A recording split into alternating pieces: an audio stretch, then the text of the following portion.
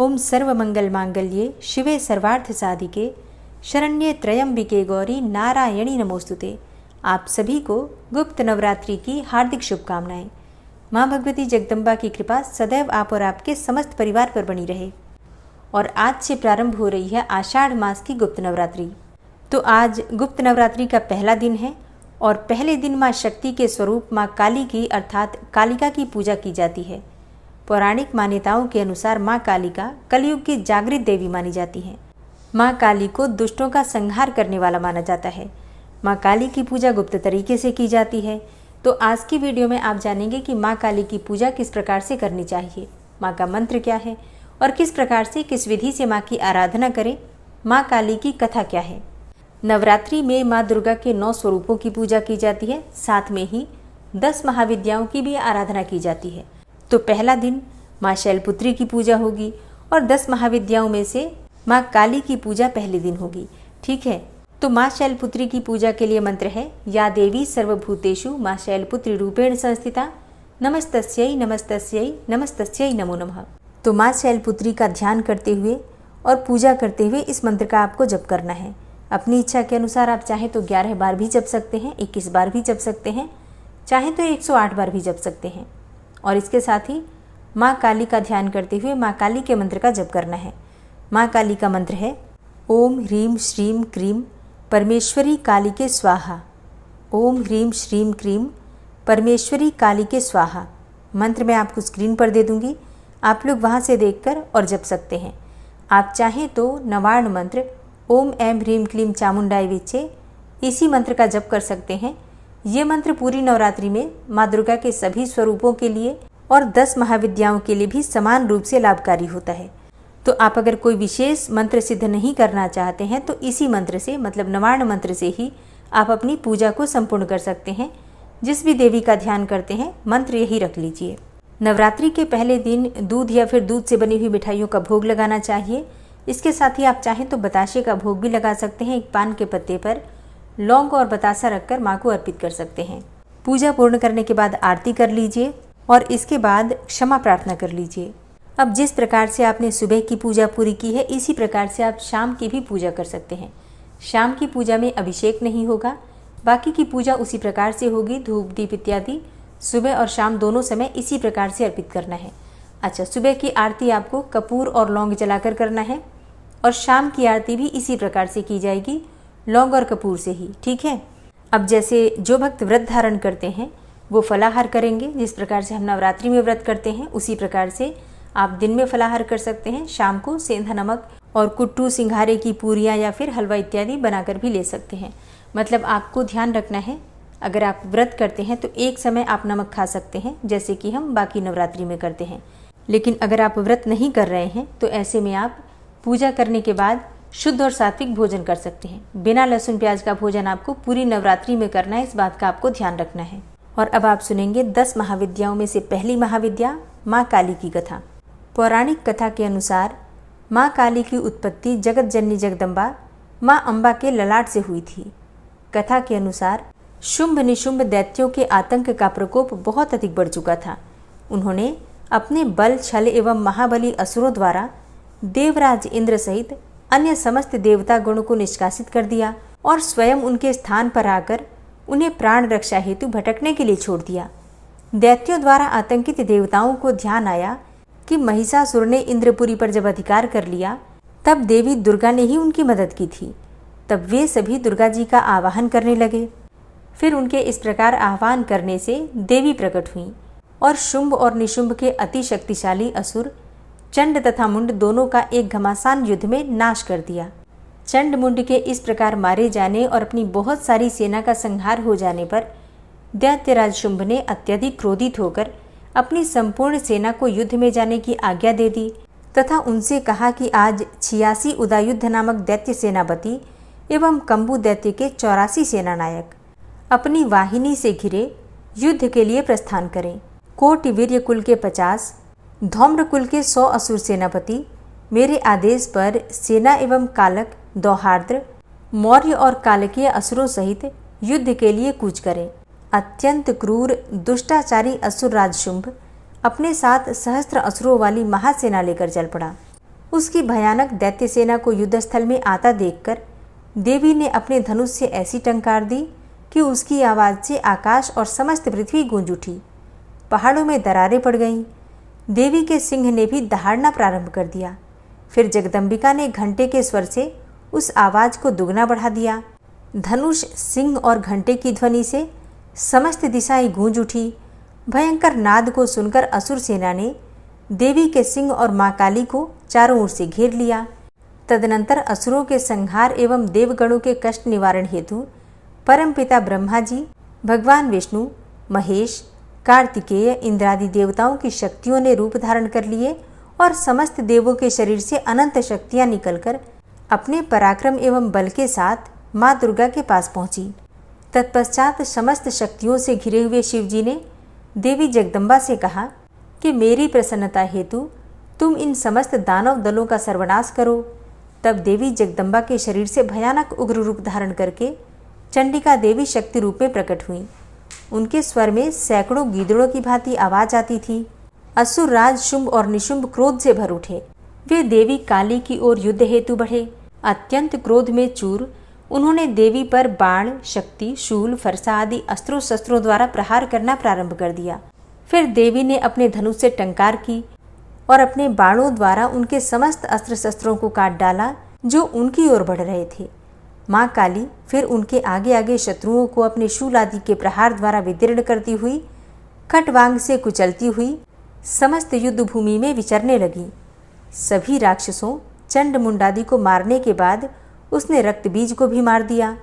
शक्ति का यह अवतार एक रक्तबीज नामक राक्षस को मारने के लिए हुआ था। फिर शुंभ और निशुंभ का वध करने के बाद भी जब काली माँ का गुस्सा शांत नहीं हुआ, तब उनके गुस्से को शांत करने के लिए भगवान शिव उनके रास्ते में लेट गए और काली माँ का पैर उनके सीने पर पड़ गया। शिव पर पैर रखते ही माता का क्रोध शांत होने लगा। 10 महाविद्याओं में माँ काली प्रथम रूप है। माँ काली जी का स्वरूप अत्यंत विकराल, अभयंकारी और मंगलकारी है। माँ काली का ये स्वरूप असुरों का नाश करने वाला है। यदि कोई व्यक्ति गुप्त नवरात्रि के दौरान माँ काली की पूजा करता है तो उसके ऊपर आसुरी शक्तियों का कोई असर नहीं होता है। माँ काली की पूजा करने वाले व्यक्ति को रूप, यश और जय की प्राप्ति होती है। समस्त सांसारिक बाधाएं खत्म हो जाती हैं। माँ काली ने चंडमुंड का संहार किया था, इसलिए इन्हें चामुंडा के नाम से भी जाना जाता है। माँ काली अपने गले में मुंडमाला धारण करती हैं। इनके एक हाथ में खड्ग और दूसरे हाथ में त्रिशूल और तीसरे हाथ में कटा हुआ सिर होता है। माँ दुर्गा ने रक्तबीज नाम के असुर का वध करने के लिए काली का अवतार धारण किया था। 10 महाविद्याओं में माँ काली प्रथम देवी हैं, तो गुप्त नवरात्रि में प्रथम दिन माँ काली की आराधना की जाती है। जो लोग तंत्र शक्तियाँ प्राप्त करना चाहते हैं उन्हें गुप्त नवरात्रि के पहले दिन विशेष रूप से माँ काली की पूजा करनी चाहिए। इसके अलावा माँ काली की आराधना करने से सभी प्रकार की तंत्र बाधाओं से छुटकारा मिल जाता है। जो लोग अपने शत्रुओं से बहुत अधिक परेशान रहते हैं उन्हें गुप्त नवरात्रि में माँ काली की आराधना अवश्य करनी चाहिए। ऐसा करने से शत्रुओं से मुक्ति मिल जाती है, शत्रु परास्त हो जाते हैं, शत्रुओं पर विजय प्राप्त हो जाती है। माँ काली की पूजा करने से अकाल मृत्यु का भय भी दूर हो जाता है। गुप्त नवरात्रि में 2 तरीकों से माँ काली की पूजा की जाती है। जो लोग तांत्रिक विद्या हासिल करना चाहते हैं वो लोग इस दिन माँ काली की तंत्र विद्या द्वारा उपासना करते हैं और कुछ लोग गुप्त नवरात्रि के प्रथम दिन सामान्य तरीके से माँ काली की आराधना करते हैं, जिससे कि उनके जीवन में सभी संकट समाप्त हो जाते हैं। तो जो भक्त गृहस्थ आश्रम में हैं उन्हें माँ की सात्विक रूप से पूजा करनी चाहिए, सात्विक विधि से पूजा करनी चाहिए। धूप, दीप, अक्षत, पुष्प इत्यादि अर्पित करके और उनकी पूजा करके उनके मंत्रों का जप करने के बाद उनसे प्रार्थना कीजिए कि हे माँ काली के मेरे परिवार की हर प्रकार से, हर संकट से आप रक्षा करें। शनि की 7.5 से, ढैया से या फिर राहु केतु जनित किसी भी पीड़ा से आप परेशान हैं तो माँ काली की आराधना करने से आपको इन समस्याओं से मुक्ति मिल जाती है। माँ काली की कृपा की प्राप्ति के लिए देवी कवच और अर्गला स्तोत्र का पाठ करना चाहिए। माँ काली के विषय में एक और कथा भी है। पौराणिक कथा के अनुसार एक बार दारुक नाम के राक्षस ने ब्रह्मा जी को प्रसन्न करके उनसे वरदान प्राप्त कर लिया और देवताओं और ब्राह्मणों को प्रताड़ित करना प्रारंभ कर दिया और स्वर्गलोक पर अधिकार कर लिया। जिसके बाद सभी देवता भगवान विष्णु और ब्रह्मा जी के पास गए। ब्रह्मा जी ने सभी देवताओं को बताया कि कि इस दुष्ट का संहार एक स्त्री ही कर सकती है। जिसके बाद सभी देवता भगवान शिव के पास गए और उन्होंने भगवान शिव को सारी बात बताई। अब इसके बाद भगवान शिव ने माता पार्वती की ओर देखा। माता पार्वती इस पर मुस्कुराईं और अपना एक अंश भगवान शिव में प्रवाहित कर दिया, जिसके बाद भगवान शिव के कंठ से विष के उस अंश ने अपना आकार धारण कर लिया। जिसके बाद भगवान शिव ने अपना तीसरा नेत्र खोल दिया। उनके इस नेत्र से विकराल रूप वाली माँ काली उत्पन्न हुई। माँ काली के ललाट में तीसरा नेत्र और चंद्र रेखा थी। माँ काली के भयंकर और विशाल रूप को देखकर देवता और सिद्ध लोग भागने लगे। फिर माँ काली का दारुक और उसकी सेना के साथ भयंकर युद्ध भी हुआ। माँ काली ने सभी का वध कर दिया, लेकिन माँ काली का क्रोध शांत ही नहीं हुआ और माँ काली के इस क्रोध से संसार भी जलने लगा। जिसके बाद भगवान शिव ने एक बालक का रूप धारण किया और श्मशान में लेटकर रोने लगे। फिर माँ काली उन्हें देखकर मोहित हो गई और इसके बाद माँ काली ने बालक रूपी भगवान शिव को अपने गले से लगाकर अपना दुग्ध पान कराया। इसके बाद उनका क्रोध शांत हो गया। तो इस प्रकार से माँ काली की उत्पत्ति की बहुत सारी कथाएं हैं, लेकिन माँ काली की पूजा की विधि बिल्कुल एक ही है। धूप, दीप, अक्षत, पुष्प, नैवेद्य इत्यादि अर्पित करके श्रद्धा भाव से, समर्पित भाव से अगर हम माँ काली की आराधना करते हैं तो हर संकट से माँ काली हमारी रक्षा करती हैं। और अब आप सुनेंगे माँ शैलपुत्री की कथा। माँ दुर्गा को सर्वप्रथम शैलपुत्री के रूप में पूजा जाता है। हिमालय के यहाँ पुत्री के रूप में जन्म लेने के कारण उनका नामकरण हुआ शैलपुत्री। इनका वाहन वृषभ है, इसलिए यह देवी वृषारूढ़ा के नाम से भी जानी जाती है। इस देवी ने दाएं हाथ में त्रिशूल धारण कर रखा है और बाएं हाथ में कमल सुशोभित है। यही देवी प्रथम दुर्गा है। यही सती के नाम से भी जानी जाती हैं। और इनकी एक मार्मिक कहानी है। एक बार जब प्रजापति ने यज्ञ किया तो इसमें सारे देवताओं को निमंत्रित किया, भगवान शंकर को नहीं किया। सती यज्ञ में जाने के लिए विकल हो उठी। शंकर जी ने कहा कि सारे देवताओं को निमंत्रित किया गया है, उन्हें नहीं, ऐसे में वहां जाना उचित नहीं है। सती का प्रबल आग्रह देखकर शंकर जी ने उन्हें यज्ञ में जाने की अनुमति दे दी। लेकिन सती जब घर पहुंची तो सिर्फ माँ ने ही उन्हें स्नेह दिया और बहनों की बातों में व्यंग्य और उपहास के भाव थे। यहाँ तक कि भगवान शंकर के प्रति भी तिरस्कार का भाव था। दक्ष ने भी उनके प्रति अपमानजनक वचन कहे। इससे सती को बहुत क्लेश पहुंचा। वे अपने पति का यह अपमान सहन न कर सकी और योगाग्नि द्वारा अपने को जलाकर भस्म कर लिया। इस दारुण दुख से व्यथित होकर शंकर भगवान ने उस यज्ञ का विध्वंस करा दिया। यही सती अगले जन्म में शैलराज हिमालय की पुत्री के रूप में जन्मी और शैलपुत्री कहलाई। पार्वती और हेमवती भी इसी देवी के अन्य नाम हैं। शैलपुत्री का विवाह भी भगवान शंकर से हुआ। शैलपुत्री शिवजी की अर्धांगिनी बनी। इनका महत्व और शक्ति अनंत है। तो प्रेम से बोलिए माँ शैलपुत्री की जय, भगवती जगदम्बा दुर्गा की जय। तो अब पूरे भक्ति भाव के साथ माँ दुर्गा का ध्यान करते हुए दुर्गा कवच के पाठ का प्रारंभ करते हैं। सबसे पहले विनियोग है ओम नमः चंडिकायै। माँ दुर्गा के चंडी रूप को हमारा नमन है। यह भगवान ब्रह्मा जी के द्वारा लिखा गया चंडी कवच है, जिसमें कुल 56 छंद हैं। चामुंडा देवता, दिग्बंध देवता, जगदम्बा माता इत्यादि का ध्यान करके हम इस दुर्गा सप्तशती के पाठ का प्रारंभ कर रहे हैं। मार्कंडेय जी पितामह ब्रह्मा जी से कह रहे हैं कि हे भगवान ब्रह्मा, जो इस विश्व में गोपनीय है वह रहस्यपूर्ण है तथा जो सभी की रक्षा करता है और हमें अधर्म से बचाता है, साथ ही जिसे आपने अभी तक किसी को दिखाया भी नहीं है, ऐसा कोई साधन या उपाय मुझे बताइए। मार्कंडेय जी के इस प्रश्न पर भगवान ब्रह्मा कहते हैं कि उस साधन का नाम तो देवी कवच ही है, जो इस विश्व में अत्यधिक गोपनीय है। वह देवी कवच सभी का कल्याण करने वाला, पवित्रता और पुण्य देने वाला है। आपको इसी का ही जाप करना चाहिए, इससे ही आपका उद्धार होगा। माँ दुर्गा की 9 मूर्तियाँ हैं। माँ दुर्गा का प्रथम स्वरूप है माँ शैलपुत्री, दूसरा स्वरूप है माँ ब्रह्मचारिणी, माँ दुर्गा का तीसरा स्वरूप है माँ चंद्रघंटा और चौथा स्वरूप है माँ कुष्मांडा। उनका 5वां रूप स्कंद माता का है और छठा रूप माँ कात्यायनी है। 7वां स्वरूप है माँ कालरात्रि का और 8वां स्वरूप माँ महागौरी के नाम से प्रसिद्ध है। माँ दुर्गा का 9वां रूप है माँ सिद्धिदात्री। यही नव दुर्गा के रूप हैं जिसे भगवान ब्रह्मा के द्वारा वेदों के माध्यम से बताया गया है।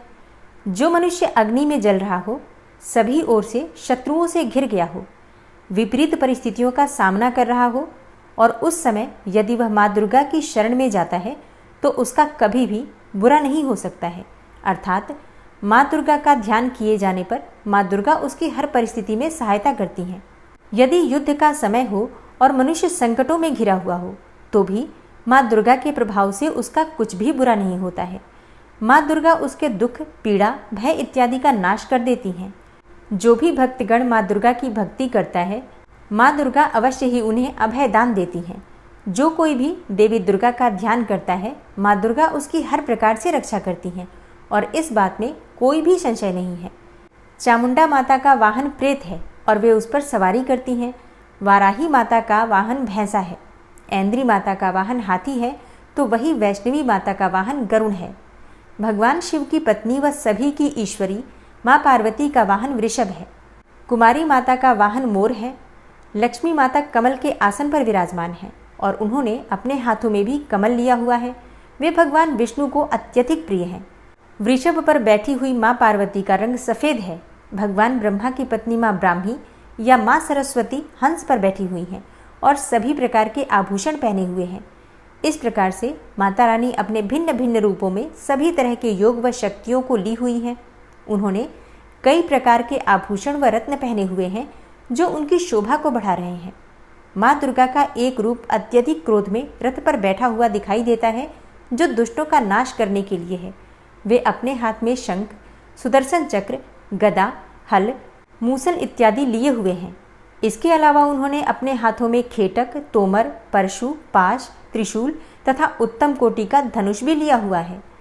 माँ दुर्गा दैत्यों, दुष्टों व राक्षसों का नाश कर देती हैं, भक्तों का कल्याण करती हैं तथा देवताओं का सदैव हित करती हैं। इसी उद्देश्य के तहत ही उन्होंने भिन्न भिन्न भांति के अस्त्र शस्त्र लिए हुए हैं। माँ दुर्गा के महारुद्र, प्रलयंकारी, पराक्रमी, महाशक्तिशाली, अत्यधिक उत्साही तथा भय का नाश कर देने वाले इस रूप को हम सभी नमस्कार करते हैं। माँ देवी के उस प्रलयंकारी रूप की ओर देखना भी बहुत मुश्किल है जो शत्रुओं का भय बढ़ाने का कार्य करता है। पूर्व दिशा में इंद्री देवी मेरी रक्षा कीजिए, आग्नेय दिशा में अग्नि देवी मेरी रक्षा कीजिए, दक्षिण दिशा में वाराही माता, नैऋत्य कोण में खड़गधारिणी माँ, पश्चिम दिशा में वारुणी देवी और वायव्य कोण में मृगवाहिनी देवी मेरी रक्षा कीजिए। उत्तर दिशा में माँ कुमारी, ईशान कोण में शूलधारिणी, आकाश से अर्थात ऊपर से माँ ब्रह्माणी तथा नीचे अर्थात पाताल लोक से माँ वैष्णवी मेरी रक्षा कीजिए। राक्षसों के शवों को अपने वाहन के रूप में उपयोग में लाने वाली माँ चामुंडा देवी, आप दशों दिशाओं से मेरी रक्षा कीजिए। आगे से माँ जया तथा पीछे से माँ विजया आप मेरी रक्षा कीजिए। माँ अजिता मेरे वाम भाग में और दक्षिण दिशा में अपराजिता देवी मेरी रक्षा करें। मेरे शिखा की रक्षा उद्योतिनी देवी और माँ उमा मेरे सिर की रक्षा करें अर्थात उसमें वास करें। आप मेरे ललाट की मालाधारी के रूप में और भौहों का यशस्विनी के रूप में संरक्षण करें। भौहों के बीच में त्रिनेत्र के रूप में और नाक की यम घंटा के रूप में रक्षा करें। दोनों आँखों के बीच में शंख माता के रूप में और कानों की द्वारवासिनी के रूप में रक्षा करें। मेरे कपाल की कालिका के रूप में और कानों के मूल की शांकरी देवी रक्षा करें। नासिका की सुगंधा देवी और होंठ के ऊपरी भाग की चर्चिका देवी रक्षा करें। होंठ के निचले भाग की रक्षा अमृत कला देवी और जीभ की सरस्वती देवी रक्षा करें। मेरे दांतों की कुमारी देवी, कंठ की चंडिका देवी, घंटिका की चित्रघंटा देवी और तालु की महामाया देवी रक्षा करें। मेरी ठोड़ी की कामाक्षी देवी, वाणी की सर्वमंगला देवी, ग्रीवा की भद्रकाली तथा मेरुदंड की धनुर्धारी देवी रक्षा करें।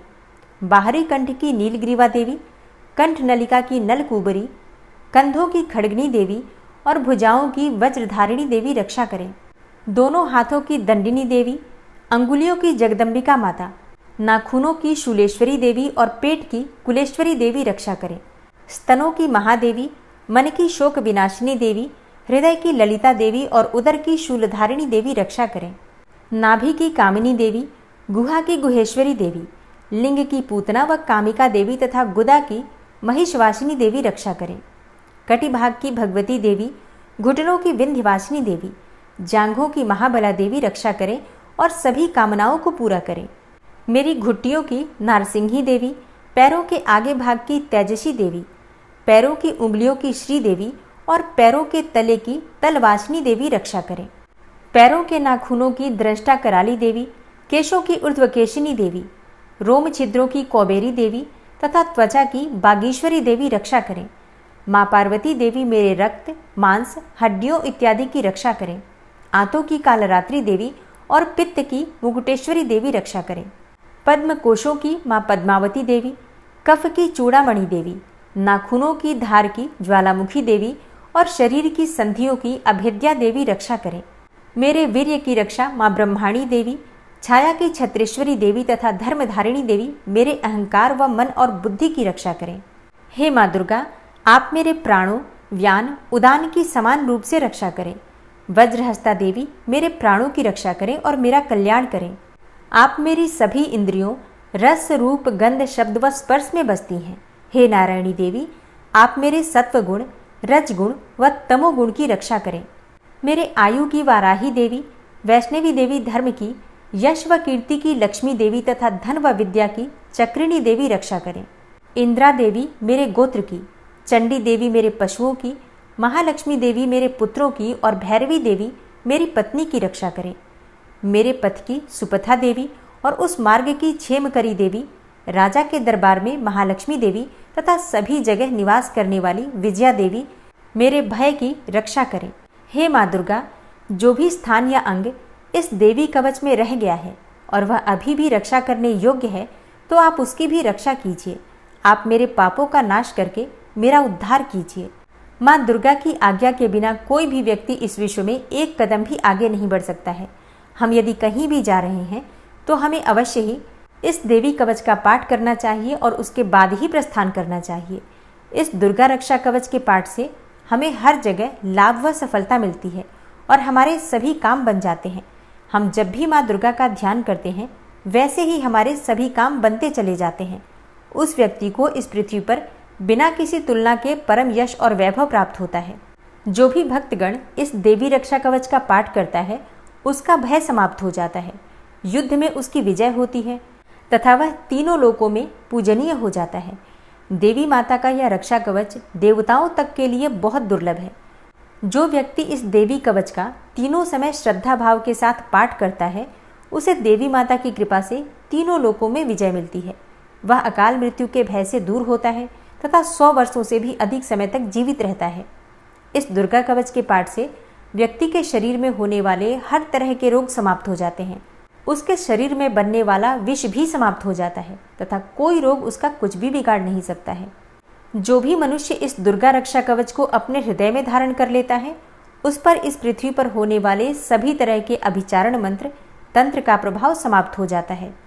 सभी तरह की डाकिनी, शाकिनी, अंतरिक्ष में रहने वाले अति शक्तिशाली व भयंकर डाकिन, भूत, पिशाच, यक्ष, गंधर्व, राक्षस, ब्रह्म राक्षस, वेताल, कुष्मांडा, भैरव इत्यादि सभी तरह की नकारात्मक शक्तियों के प्रभाव इस दुर्गा कवच के माध्यम से समाप्त हो जाते हैं। इस रक्षा कवच का पाठ करने वाला व्यक्ति राजा से सम्मान प्राप्त करता है और उसकी सुख संपत्ति में वृद्धि होती है। जो भी व्यक्ति इस देवी कवच का पाठ करता है, उसका हर जगह यश बढ़ता ही जाता है और जो भी इस कवच का 7 बार जाप करता है, उसका वंश इस पृथ्वी के अंत तक रहता है। इसके पश्चात जब उसकी मृत्यु हो जाती है, तब वह माँ दुर्गा के आशीर्वाद से परम स्थान को प्राप्त करता है, जो देवताओं को भी अत्यंत दुर्लभ है। उसे महामाया का प्रसाद मिलता है और उसकी मुक्ति हो जाती है। वह माँ दुर्गा के आशीर्वाद से सुंदर रूप को धारण करता है और भगवान शिव के समान आनंद प्राप्त करता है। श्रीदेवी दुर्गा कवच संपूर्ण हुआ और अब पूरे भक्तिभाव से माँ दुर्गा का ध्यान करके अर्गला स्तोत्र का पाठ करते हैं। ओम नमः चंडिकायै। माँ चंडिका देवी को नमस्कार है।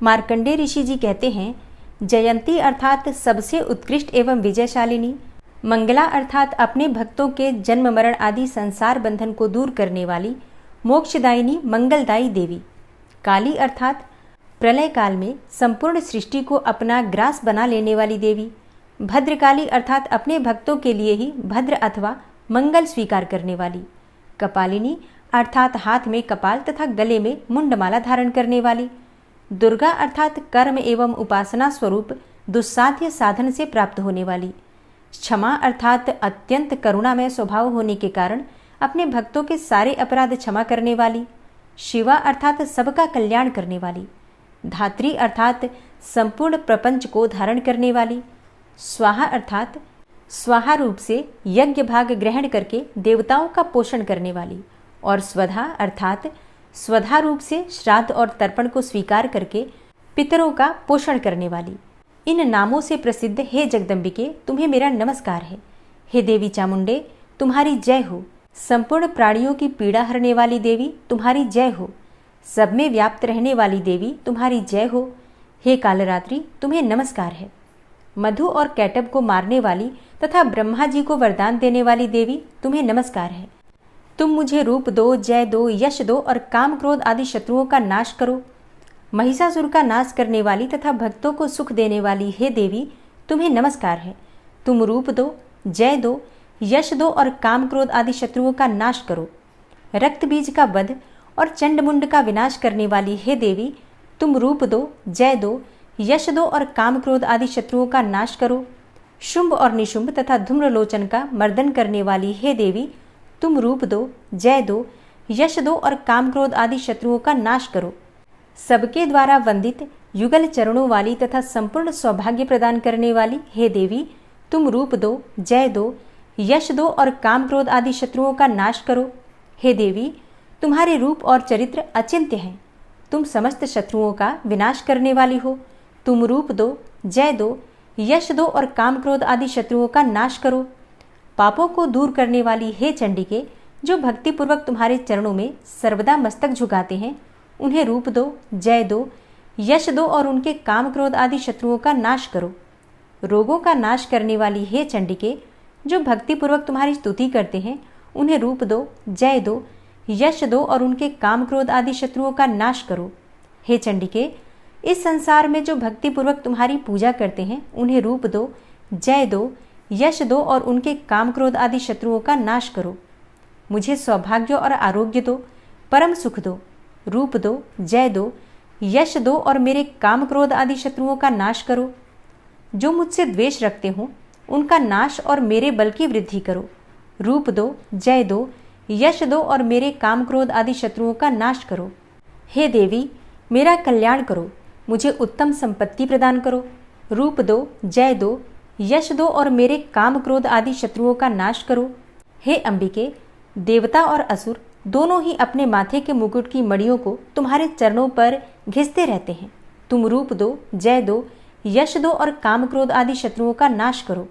तुम अपने भक्तजनों को विद्वान, यशस्वी और लक्ष्मीवान बनाओ तथा रूप दो, जय दो, यश दो और उनके काम क्रोध आदि शत्रुओं का नाश करो।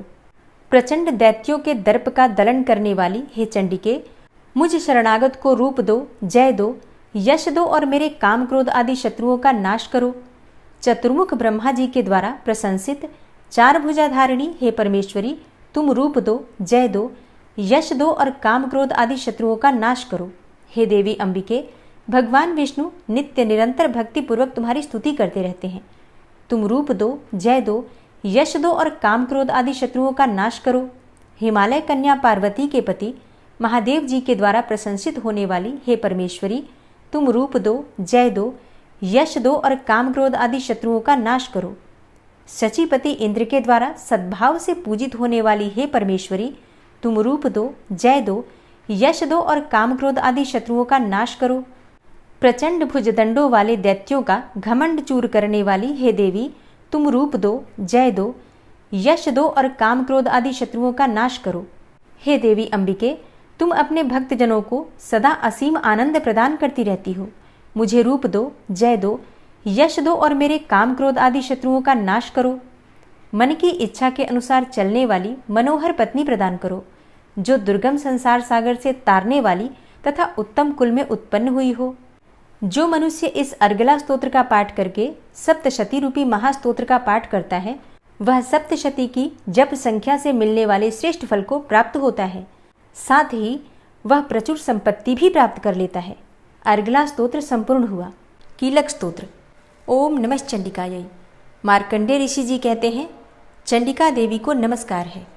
विशुद्ध ज्ञान ही जिनका शरीर है, तीनों वेद ही जिनके तीनों दिव्य नेत्र हैं, और जो कल्याण प्राप्ति के हेतु हैं तथा अपने मस्तक पर अर्धचंद्र का मुकुट धारण करते हैं, उन भगवान शिव को नमस्कार है। मंत्रों का जो अभिकीलक है, अर्थात मंत्रों की सिद्धि में विघ्न उपस्थित करने वाले शाप रूपी कीलक का जो निवारण करने वाला है, उस सप्तशती स्तोत्र को संपूर्ण रूप से जानना चाहिए और जानकर उसकी उपासना करनी चाहिए। यद्यपि सप्तशती के अतिरिक्त अन्य मंत्रों के जप में भी जो निरंतर लगा रहता है वह भी कल्याण का भागी होता है। उसके भी उच्चाटन आदि कर्म सिद्ध होते हैं तथा उसे भी समस्त दुर्लभ वस्तुओं की प्राप्ति हो जाती है। तथापि जो अन्य मंत्रों का जप न करके केवल इस सप्तशती नामक स्तोत्र से ही देवी की स्तुति करते हैं, उन्हें स्तुति मात्र से ही सच्चिदानंद स्वरूपिणी देवी सिद्ध हो जाती हैं। उन्हें अपने कार्य की सिद्धि के लिए मंत्र, औषधि तथा अन्य किसी साधन के उपयोग की आवश्यकता नहीं रहती। बिना जप के ही उनके उच्चाटन आदि समस्त अभिचारिक कर्म सिद्ध हो जाते हैं। इतना ही नहीं, उनकी संपूर्ण अभिष्ट वस्तुएं भी सिद्ध हो जाती हैं। लोगों के मन में यह शंका थी कि जब केवल सप्तशती की उपासना से अथवा सप्तशती को छोड़कर अन्य मंत्रों की उपासना से भी समान रूप से सब कार्य सिद्ध होते हैं, तब इनमें श्रेष्ठ कौन सा साधन है? लोगों की इस शंका को सामने रखकर भगवान शंकर ने अपने पास आए हुए जिज्ञासुओं को समझाया कि यह सप्तशती नामक संपूर्ण स्तोत्र ही सर्वश्रेष्ठ एवं कल्याणमय है। तदनंतर भगवती चंडिका के सप्तशती नामक स्तोत्र को महादेव जी ने गुप्त कर दिया। सप्तशती के पाठ से जो पुण्य प्राप्त होता है उसकी कभी समाप्ति नहीं होती, परंतु अन्य मंत्रों के जप से उत्पन्न पुण्य की समाप्ति हो जाती है। अतः भगवान शिव ने अन्य मंत्रों की अपेक्षा जो सप्तशती की ही श्रेष्ठता का निर्णय किया, उसे यथार्थ ही जानना चाहिए। अन्य मंत्रों का जप करने वाला पुरुष भी यदि सप्तशती के स्तोत्र और जप का अनुष्ठान कर ले तो वह भी पूर्ण रूप से ही कल्याण का भागी होता है। इसमें तनिक भी संदेह नहीं है। जो साधक कृष्ण पक्ष की चतुर्दशी अथवा अष्टमी को एकाग्रचित्त होकर भगवती की सेवा में अपना सर्वस्व समर्पित कर देता है और फिर उसे प्रसाद रूप से ग्रहण करता है, उसी पर भगवती प्रसन्न होती हैं, अन्यथा उनकी प्रसन्नता नहीं प्राप्त होती। इस प्रकार सिद्धि के प्रतिबंधक रूप कील के द्वारा महादेव जी ने इस स्तोत्र को कीलित कर रखा है।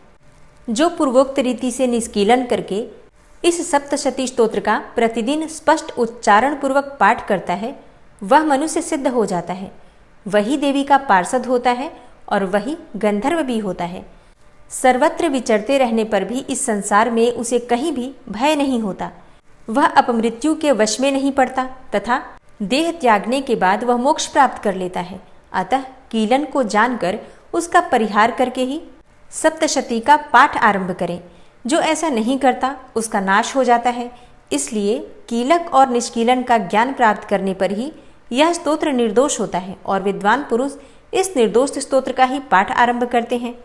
स्त्रियों में जो कुछ भी सौभाग्य आदि दृष्टिगोचर होता है वह सब देवी के प्रसाद रूप का ही फल है।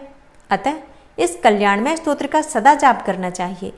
इस स्तोत्र का मंद स्वर से पाठ करने पर स्वल्प फल की प्राप्ति होती है और उच्च स्वर से पाठ करने पर पूर्ण फल की सिद्धि होती है। अतः उच्च स्वर से ही इसका पाठ आरंभ करना चाहिए।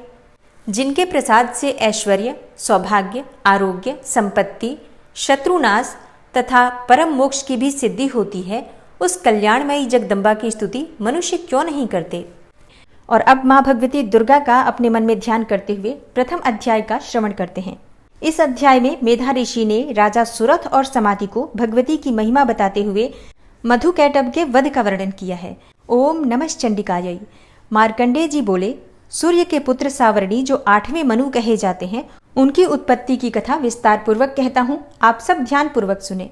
सूर्य कुमार महाभाग सावरणी भगवती महामाया के अनुग्रह से जिस प्रकार मनवंतर के स्वामी हुए वही प्रसंग सुनाता हूँ। पूर्व काल की बात है। स्वारोचिस मनवंतर में सुरथ नाम के एक राजा थे जो चैत्र वंश में उत्पन्न हुए थे। वे प्रजा का अपने औरस पुत्रों की भांति धर्म पूर्वक पालन करते थे। तो भी उस समय कोला विध्वंसी नाम के क्षत्रिय उनके शत्रु हो गए। राजा सुरथ की दंड नीति बड़ी प्रबल थी। उनका शत्रुओं के साथ संग्राम हुआ। यद्यपि कोला विध्वंसी संख्या में कम थे तो भी राजा सुरथ युद्ध में उनसे परास्त हो गए। तब वे युद्ध भूमि से अपने नगर को लौट आए और केवल अपने देश के राजा होकर रहने लगे। समूची पृथ्वी से अब उनका अधिकार जाता रहा, किंतु वहां भी उन प्रबल शत्रुओं ने उस समय महाभाग राजा सुरथ पर आक्रमण कर दिया। राजा का बल क्षीण हो चला था, इसलिए उनके दुष्ट, बलवान एवं दुरात्मा मंत्रियों ने वहां उनकी राजधानी में भी राजकीय सेना और खजाने को हथिया लिया। सुरथ का प्रभुत्व नष्ट हो चुका था, इसलिए वे शिकार खेलने के बहाने घोड़े पर सवार हो वहां से अकेले ही एक घने जंगल में चले गए। वहां उन्होंने विप्रवर मेधा मुनि का आश्रम देखा, जहां कितने ही हिंसक जीव अपनी स्वाभाविक हिंसा वृत्ति को छोड़कर परम शांत भाव से रहते थे। मुनि के बहुत से शिष्य उस वन की शोभा बढ़ा रहे थे। वहां जाने पर मुनि ने उनका सत्कार किया और वे उन मुनि श्रेष्ठ के आश्रम पर इधर उधर विचरते हुए कुछ काल तक रहे। फिर ममता से आकृष्ट चित्त होकर वहां इस प्रकार चिंता करने लगे, पूर्व काल में मेरे पूर्वजों ने जिसका पालन किया था वही नगर आज मुझसे रहित है। पता नहीं मेरे दुराचारी भृत्यगण उसकी धर्मपूर्वक रक्षा करते हैं या नहीं। जो सदा मद की वर्षा करने वाला और शूरवीर था, वह मेरा प्रधान हाथी अब शत्रुओं के अधीन होकर न जाने किन भोगों को भोगता होगा। जो लोग मेरी कृपा, धन और भोजन पाने से सदा मेरे पीछे पीछे चलते थे, वे निश्चय ही अब दूसरे राजाओं का अनुसरण करते होंगे। उन अपव्ययी लोगों के द्वारा सदा खर्च होते रहने के कारण अत्यंत कष्ट से जमा किया हुआ मेरा वह खजाना खाली हो जाएगा। ये तथा और भी कई बातें राजा सुरथ निरंतर सोचते रहते थे। एक दिन उन्होंने वहां विप्रवर मेधा के आश्रम के निकट एक वैश्य को देखा और उससे पूछा, भाई तुम कौन हो? यहाँ तुम्हारे आने का कारण क्या है? तुम क्यों शोकग्रस्त और अनमने से दिखाई देते हो? राजा सुरथ का यह प्रेम पूर्वक कहा हुआ वचन सुनकर वैश्य ने विनीत भाव से उन्हें प्रणाम करके कहा। वैश्य बोला, हे राजन, मैं धनियों के कुल में उत्पन्न एक वैश्य हूँ। मेरा नाम समाधि है। मेरे दुष्ट स्त्री और पुरुषों ने धन के लोभ से मुझे घर से बाहर निकाल दिया है। मैं इस समय धन, स्त्री और पुत्रों से वंचित हूँ। मेरे विश्वसनीय बंधुओं ने मेरा ही धन लेकर मुझे दूर कर दिया है, इसलिए दुखी होकर मैं वन में चला आया हूँ। यहाँ रहकर मैं इस बात को नहीं जानता कि मेरे पुत्रों की, स्त्री की और स्वजनों की कुशल है या नहीं। इस समय घर में वे कुशल से रहते हैं अथवा उन्हें कोई कष्ट है। वे मेरे पुत्र कैसे हैं? क्या वे सदाचारी हैं अथवा दुराचारी हो गए हैं? राजा ने पूछा, जिन लोभी स्त्री पुत्र आदि ने धन के कारण तुम्हें घर से निकाल दिया, उनके प्रति तुम्हारे चित्त में इतना स्नेह का बंधन क्यों है? वैश्य बोला, आप मेरे विषय में जैसी बात कहते हैं वह सब ठीक है, किंतु क्या करूं, मेरा मन निष्ठुरता नहीं धारण करता। जिन्होंने धन के लोभ में पड़कर पिता के प्रति स्नेह, पति के प्रति प्रेम तथा आत्मीय जन के प्रति अनुराग को तिलांजलि दे मुझे घर से बाहर निकाल दिया है, उन्हीं के प्रति मेरे हृदय में इतना स्नेह है। हे महामते, गुणहीन बंधुओं के प्रति भी जो मेरा चित्त इस प्रकार से प्रेम मग्न हो रहा है, यह क्या है? इस बात को मैं जानकर भी नहीं जान पाता। उनके लिए मैं लंबी सांसें ले रहा हूँ और मेरा हृदय अत्यंत दुखित हो रहा है। उन लोगों में प्रेम का सर्वथा अभाव है, तो भी उनके प्रति जो मेरा मन निष्ठुर नहीं हो पाता, उसके लिए क्या करूं? मार्कंडेय जी कहते हैं, हे ब्रह्मन, तदनंतर राजाओं में श्रेष्ठ सुरथ और वह समाधि नामक वैश्य दोनों साथ साथ मेधा मुनि की सेवा में उपस्थित हुए और उनके साथ यथा योग्य न्यायानुकूल विनयपूर्ण बर्ताव करके बैठे। तत्पश्चात वैश्य और राजा ने कुछ वार्तालाप आरंभ किया। राजा ने कहा, हे भगवान, मैं आपसे एक बात पूछना चाहता हूँ, उसे बताइए।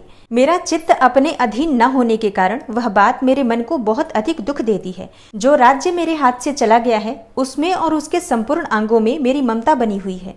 हे मुनिश्रेष्ठ, यह जानते हुए भी कि अब वह मेरा नहीं है, अज्ञानी की भांति मुझे उसके लिए दुख क्यों होता है? यह क्या है? इधर यह वैश्य भी घर से अपमानित होकर आया है। इसके पुत्र, स्त्री और भृत्यों ने इसे छोड़ दिया है। स्वजनों ने भी इसका परित्याग कर दिया है, तो भी वह उनके प्रति अत्यंत हार्दिक स्नेह रखता है। इस प्रकार यह तथा मैं दोनों ही बहुत दुखी हैं। जिसमें प्रत्यक्ष दोष देखा गया है, उस विषय के लिए भी हमारे मन में ममता जनित आकर्षण पैदा हो रहा है। हे महाभाग, हम दोनों समझदार हैं, तो भी हम में जो मोह पैदा हुआ है, यह क्या है? विवेक शून्य पुरुष की भांति मुझमें और इसमें भी यह मूढ़ता प्रत्यक्ष दिखाई देती है। तब ऋषि बोले, हे महाभाग, विषय मार्ग का ज्ञान सब जीवों को है। इसी प्रकार विषय भी सबके लिए अलग अलग है। कुछ प्राणी दिन में नहीं देखते और दूसरे रात में ही नहीं देखते, तथा कुछ जीव ऐसे हैं जो दिन और रात्रि में भी बराबर ही देखते हैं। यह ठीक है कि मनुष्य समझदार होते हैं, किंतु केवल वे ही ऐसे नहीं होते। पशु, पक्षी और मृग आदि सभी प्राणी समझदार होते हैं।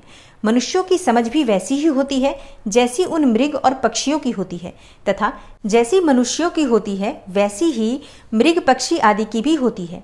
यह तथा अन्य बातें भी प्रायः दोनों में ही समान है। समझ होने पर भी इन पक्षियों को तो देखो, ये स्वयं भूख से पीड़ित होते हुए भी मोहवश बच्चों की चोंच में कितने चाव से अन्न के दाने डाल रहे हैं। हे नरश्रेष्ठ, क्या तुम नहीं देखते कि ये मनुष्य समझदार होते हुए भी लोभवश अपने किए हुए उपकार का बदला पाने के लिए पुत्रों की अभिलाषा करते हैं। यद्यपि उनमें समझ की कमी नहीं है, तथापि वे संसार की स्थिति, जन्म मरण की परंपरा बनाए रखने वाले भगवती महामाया के प्रभाव द्वारा ममतामय भंवर से युक्त मोह के गहरे गर्त में गिराए गए हैं। इसलिए इसमें आश्चर्य नहीं करना चाहिए। जगदीश्वर भगवान विष्णु की योग निद्रा रूपा जो भगवती महामाया है, उन्हीं से यह जगत मोहित हो रहा है। वे भगवती महामाया देवी ज्ञानियों के भी चित्त को बलपूर्वक खींचकर मोह में डाल देती हैं। वे ही इस संपूर्ण चराचर जगत की सृष्टि करती हैं तथा वे ही प्रसन्न होने पर मनुष्यों को मुक्ति के लिए वरदान देती हैं। वे ही पराविद्या, संसार बंधन और मोक्ष की हेतुभूता सनातनी देवी तथा संपूर्ण ईश्वरों की भी अधीश्वरी हैं। राजा ने पूछा, हे भगवान, जिन्हें आप महामाया कहते हैं, ये देवी कौन है? ब्रह्मन, उनका आविर्भाव कैसे हुआ तथा उनके चरित्र कौन कौन हैं? ब्रह्मवेताओं में श्रेष्ठ महर्षि उन देवी का जैसा प्रभाव हो, जैसा स्वरूप हो और जिस प्रकार प्रादुर्भाव हुआ हो, वह सब मैं आपके मुख से सुनना चाहता हूँ। तब ऋषि बोले, हे राजन, वास्तव में तो ये देवी नित्य स्वरूपा ही है। संपूर्ण जगत उन्हीं का रूप है तथा उन्होंने समस्त विश्व को व्याप्त कर रखा है। तथापि उनका प्राकट्य अनेक प्रकार से होता है, वह मुझसे सुनो। यद्यपि वे नित्य और अजन्मा हैं, तथापि जब देवताओं का कार्य सिद्ध करने के लिए प्रकट होती हैं, उस समय लोक में उत्पन्न हुई कहलाती हैं। कल्प के अंत में जब संपूर्ण जगत एकार्णव में निमग्न हो रहा था और सबके प्रभु भगवान विष्णु शेषनाग की शैया बिछाकर योग निद्रा का आश्रय ले सो रहे थे, उस समय उनके कानों के मैल से दो भयंकर असुर उत्पन्न हुए जो मधु और कैटभ के नाम से विख्यात थे। वे दोनों ब्रह्मा जी का वध करने के लिए तैयार हो गए। भगवान विष्णु के नाभि कमल में विराजमान प्रजापति ब्रह्मा जी ने जब उन दोनों भयानक असुरों को अपने पास आया और भगवान को सोया हुआ देखा, तब एकाग्र चित्त होकर उन्होंने भगवान विष्णु को जगाने के लिए उनके नेत्रों में निवास करने वाली योग निद्रा का स्तवन आरंभ किया, जो इस विश्व की अधीश्वरी, जगत को धारण करने वाली, संसार का पालन और संहार करने वाली तथा तेजः स्वरूपा भगवान विष्णु की अनुपम शक्ति है। उन्हीं भगवती निद्रा देवी की भगवान ब्रह्मा स्तुति करने लगे। ब्रह्मा जी ने कहा, हे देवी, तुम ही स्वाहा, तुम ही स्वधा और तुम ही वसटकार हो। स्वर भी तुम्हारे ही स्वरूप है और तुम ही जीवन दायिनी सुधा हो। नित्य अक्षर प्रणव में अकार, उकार, मकार, इन तीनों मात्राओं के रूप में तुम ही स्थित हो तथा इन तीन मात्राओं के अतिरिक्त जो बिंदु रूपा नित्य अर्ध मात्रा है, जिसका विशेष रूप से उच्चारण नहीं किया जा सकता, वह भी तुम ही हो। हे देवी, तुम ही संध्या, सावित्री तथा परम जननी हो। हे देवी, तुम ही इस विश्व ब्रह्मांड को धारण करती हो। तुमसे ही इस जगत की सृष्टि होती है, तुम ही से इसका पालन होता है और सदा तुम ही कल्प के अंत में सबको अपना ग्रास बना लेती हो। हे जगन्मयी देवी, इस जगत की उत्पत्ति के समय तुम सृष्टि रूपा हो, पालन काल में स्थिति रूपा हो तथा कल्पांत के समय संहार रूप धारण करने वाली हो। तुम ही महाविद्या, महामाया, महामेधा, महास्मृति, महामोह रूपा, महादेवी और महासुरी हो और तुम ही तीनों गुणों को उत्पन्न करने वाली सबकी प्रकृति हो। भयंकर कालरात्रि, महारात्रि और मोहरात्रि भी तुम ही हो। तुम ही श्रीम, तुम ही ईश्वरी, तुम ही ह्रीम और तुम ही बोध स्वरूपा बुद्धि हो। लज्जा, पुष्टि, तुष्टि, शांति और क्षमा भी तुम ही हो। तुम खड्गधारिणी, शूलधारिणी, घोर रूपा तथा गदा, चक्र, शंख और धनुष धारण करने वाली हो। बाण, भुशुंडी और परिघ ये भी तुम्हारे अस्त्र हैं। तुम सौम्य और सौम्यतर हो। इतना ही नहीं, जितने भी सौम्य एवं सुंदर पदार्थ हैं, उन सबकी अपेक्षा तुम अत्यधिक सुंदरी हो। पर और अपर, सबसे परे रहने वाली परमेश्वरी तुम ही हो। हे सर्वस्वरूपे देवी, कहीं भी सत असत रूप जो कुछ वस्तुएं हैं और उन सबकी जो शक्ति है, वह तुम ही हो। ऐसी अवस्था में तुम्हारी स्तुति क्या हो सकती है? जो इस जगत की सृष्टि, पालन और संहार करते हैं, उन भगवान को भी जब तुमने निद्रा के अधीन कर दिया है, तब तुम्हारी स्तुति करने में यहाँ कौन समर्थ हो सकता है? मुझको, भगवान शंकर को तथा भगवान विष्णु को भी तुमने ही शरीर धारण कराया है, अतः तुम्हारी स्तुति करने की शक्ति किसमें है? हे देवी, तुम तो अपने इन उदार प्रभावों से ही प्रशंसित हो।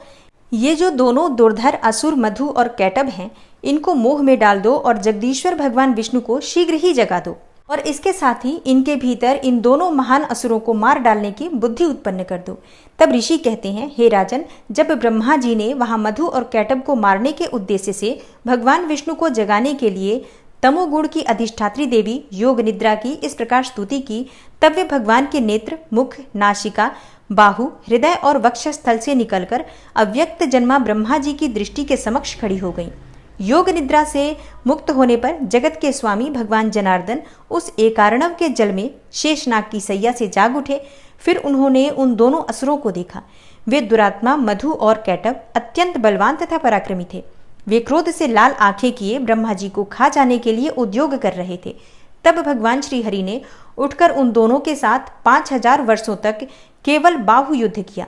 वे दोनों भी अत्यंत बल के कारण उन्मत्त हो रहे थे। इधर महामाया ने भी उन्हें मोह में डाल रखा था। इसलिए वे भगवान विष्णु से कहने लगे, हम तुम्हारी वीरता से संतुष्ट हैं, तुम हम लोगों से कोई वर मांगो। श्री भगवान बोले, यदि तुम दोनों मुझ पर प्रसन्न हो तो अब मेरे हाथ से मारे जाओ। बस इतना सा ही मैंने वर मांगा है, यहाँ दूसरे किसी वर से क्या लेना है। ऋषि कहते हैं, इस प्रकार धोखे में आ जाने पर जब उन्होंने संपूर्ण जगत में जल ही जल देखा, तब कमल नयन भगवान से कहा, जहां पृथ्वी जल में डूबी हुई न हो, जहां सूखा स्थान हो, वहीं हमारा वध करो। ऋषि कहते हैं, तब तथास्तु कहकर शंख चक्र और गदा धारण करने वाले भगवान ने उन दोनों के मस्तक अपनी जांघ पर रखकर चक्र से काट डाले। इस प्रकार ये देवी महामाया ब्रह्मा जी की स्तुति करने पर स्वयं प्रकट हुई थी। अब पुनः तुमसे उनके प्रभाव का वर्णन करता हूँ, सुनो। इस प्रकार श्री मार्कंडेय पुराण में सावर्णिक मनवंतर की कथा के अंतर्गत देवी महात्म्य में मधु कैटभ वध नामक पहला अध्याय पूरा हुआ और इसके आगे के अध्याय आप कल सुनेंगे। और अब आप सुनेंगे माँ दुर्गा की आरती।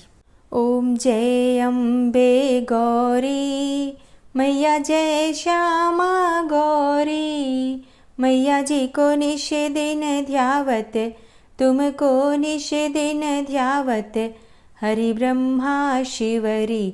ओम जय अम्बे गौरी। मांग सिंदूर बिराजत, टीको मृग मद को, उज्ज्वल से दो नैना, चंद्र बदन नीको। ओम जय अम्बे गौरी। कनक समान कलेवर, रक्तांबर राजे, रक्त पुष्प गले माला, कंठन पर साजे। ओम जय अम्बे गौरी। के हरि वाहन राजत, खड्ग खपर धारी, सुर नर मुनि जन सेवत, तिनके दुख हारी। ओम जय अम्बे गौरी। कानन कुंडल शोभित, नासाग्रे मोती, कोटिक चंद्र दिवाकर, राजत समज्योति। ओम जय अम्बे गौरी। शुंभ निशुंभ विडारे, महिषासुर घाती, धूम्र विलोचन नैना, निशिदिन मदमाती। ओम जय अम्बे गौरी। 64 योगिनी मंगल गावे, नृत्य करत भैरो मैया, नृत्य करत भैरो, बाजत ताल मृदंगा, अरु बाजत डमरू। ओम जय अम्बे गौरी। भुजाचार अति शोभित, खड्ग खपर धारी, मन वांछित फल पावत, सेवत नर नारी। ओम जय अम्बे गौरी। कंचन थाल विराजत, अगर कपूर बाती, श्रीमाल के तुम राजत, कोटि रतन ज्योति। मैया जय अम्बे गौरी। श्री अम्बे जी की आरती, जो कोई नर गावे, कहत शिवानंद स्वामी, भजत हरि हर स्वामी, मनवांछित फल पावे। ओम जय अम्बे गौरी। जय अम्बे गौरी मैया, जय श्यामा गौरी मैया जी को निश दिन ध्यावत, तुमको निश दिन ध्यावत, हरि ब्रह्मा शिवरी। ओम जय अम्बे गौरी। ओम जय अम्बे गौरी मैया, जय श्यामा गौरी। माँ की आरती करने के बाद क्षमा प्रार्थना ज़रूर करनी चाहिए। तो दोनों हाथ जोड़कर माँ से क्षमा प्रार्थना करते हैं। हे परमेश्वरी, मेरे द्वारा दिन रात बहुत से अपराध होते रहते हैं। मुझे अपना दास समझकर मेरे उन अपराधों को आप कृपापूर्वक क्षमा करिए। हे परमेश्वरी, मैं आवाहन करना नहीं जानता, विसर्जन करना भी नहीं जानता तथा पूजा करने का ढंग भी नहीं जानता। हे माँ, मुझे क्षमा करिए।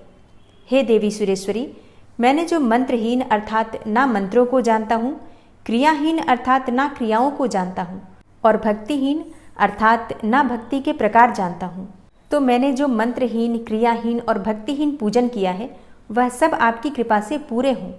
सैकड़ों अपराध करने के बाद भी जो आपकी शरण में आके जगदम्बा कहकर पुकारता है, उसे वह गति प्राप्त होती है जो ब्रह्मा आदि देवताओं के लिए भी पाना आसान नहीं है।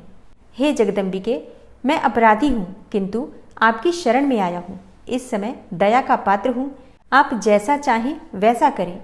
हे देवी परमेश्वरी, अज्ञानवश, भूल से या बुद्धि भ्रष्ट होने के कारण मैंने जो भी न्यूनता या अधिकता कर दी हो वह सब क्षमा करें और प्रसन्न हो। हे सच्चिदानंद स्वरूपा परमेश्वरी, जगन माता कामेश्वरी, आप प्रेम पूर्वक मेरी यह पूजा स्वीकार करें और मुझ पर प्रसन्न रहें। हे देवी सुरेश्वरी, आप गोपनीय से भी गोपनीय वस्तु की रक्षा करने वाली हैं। मेरे निवेदन किए हुए इस जप को ग्रहण करिए। आपकी कृपा से मुझे सिद्धि की प्राप्ति हो। इस प्रकार क्षमा प्रार्थना मंत्र के पाठ से दुर्गा माता आपके जाने अनजाने में हुए सारे अपराधों को क्षमा करेंगी और उनकी कृपा सदैव आपके ऊपर बनी रहेगी।